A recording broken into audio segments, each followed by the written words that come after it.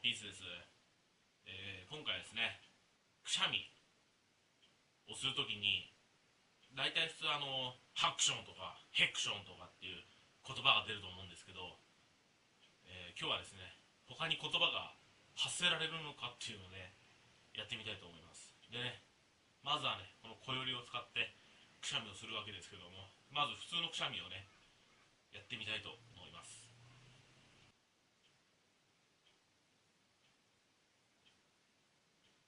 な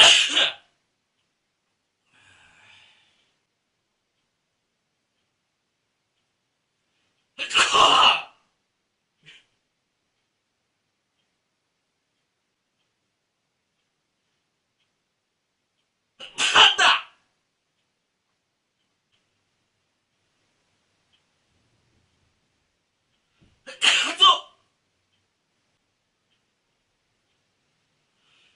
まあいいや。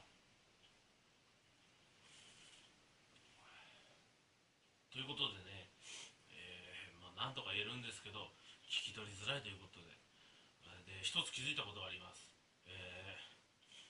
これやってて鼻水がすごく出たんですけど、鼻水はどっから鼻水のは何なんですか？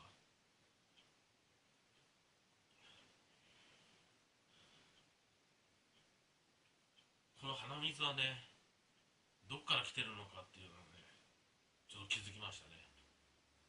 はい。